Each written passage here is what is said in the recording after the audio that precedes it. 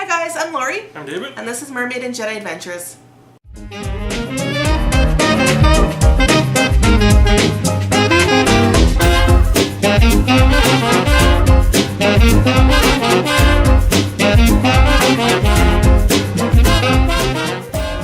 on Mermaid and Jedi Adventures, we're going to be giving you some tips as to how to travel light.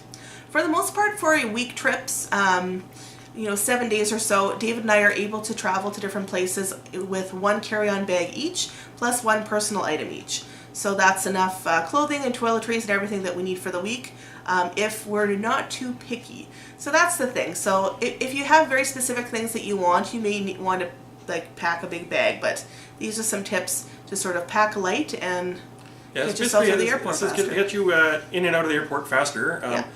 So you want basically when you get to your destination, you don't want to wait around for your check bag kind of thing, and it takes it could be as 30 minutes or more, or be delayed. Yeah. So this is to get in and out of the airport as quickly as possible by taking just carry-on.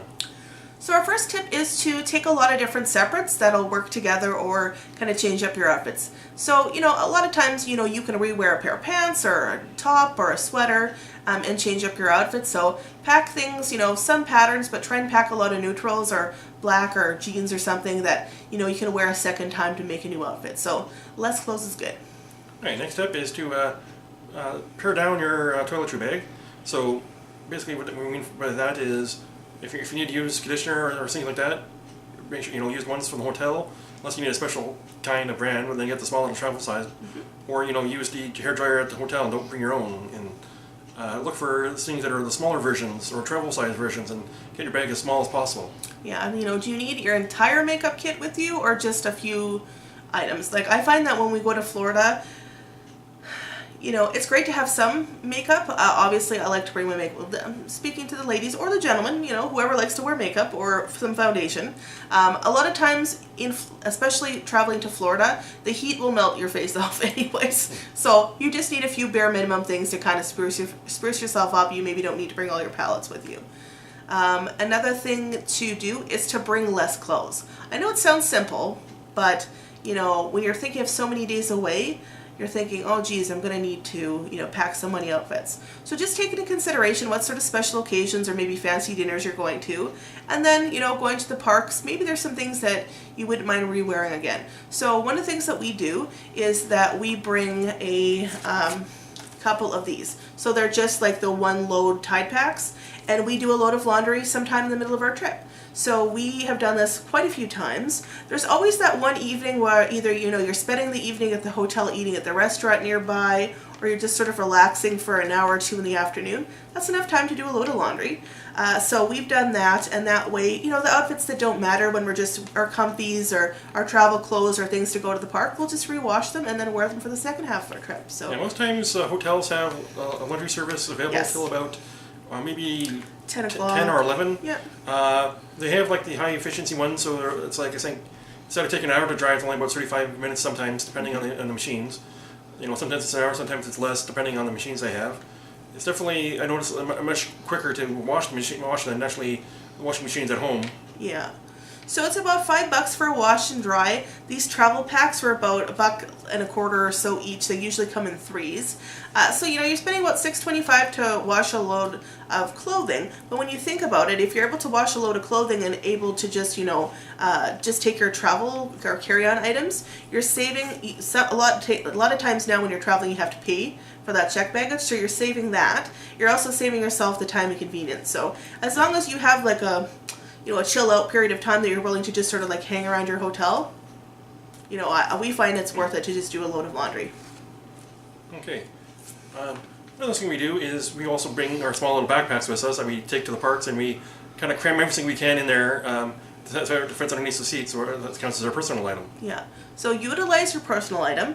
A lot of times people just think, well, because what they mention is a purse or a travel pillow or something. You could bring a fairly good size little backpack as long as it fits underneath. Not a huge, going backpacking in Europe style backpack, but a very small, it doesn't even necessarily need to be a kid's one, but a kid's one for sure will fit. But we have another small backpack for about $10 or so at Walmart, and it fits nicely under the seat. So as long as it'll fit under the seat in front of you, that's good for your personal item. So we put extra clothes, we put our traveling itinerary, books, snacks. I think on the way back we stuck some extra souvenirs in there, so it's come in handy a lot. Yeah, a lot of times going there, it's kind of small things we need for the plane, like magazines and stacks and things like that. And then when we're on the way back, it's like, okay, what can we put in here? Like can we put a clothes in here? Can we put a souvenir in here? What can we put in here to bring back so we don't have to check a bag?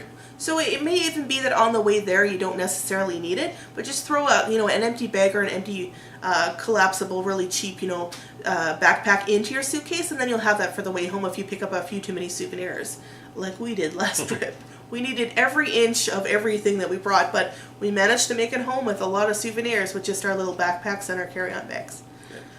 I think our final tip would be to use space bags. Space bags are kind of like a plastic bag you put everything into, and then you kind of roll them up or kind of squeeze them down, and it sucks the air out of them. You want to get ones that don't have the vacuum seal on them. Yeah. They do work manually, but it takes a lot of work. You want to get like the medium or small bags, and then those are great for carry-ons.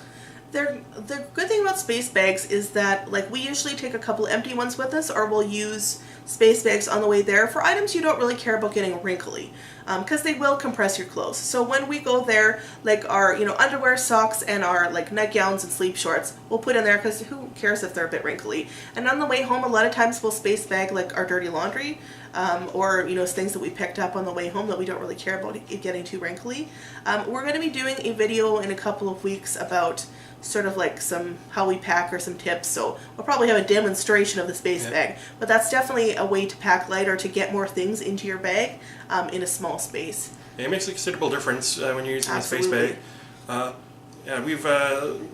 think one time in California we were kind of almost stuck thinking how we're going to get all these clothes home because we're buying so many clothes for people for the trip, and it's like, let's try these space bags, and they worked really well. Exactly. So those are just a few tips that work for us. Let us know what's worked for you. Is there some tips or tricks that you have for traveling late and only taking your carry-on bag? So we hope you liked this video. Give us a thumbs up if you did. We put out new videos every Friday if you want to subscribe to us and check out what we're up to. So until we talk to you next time, take care. Take care.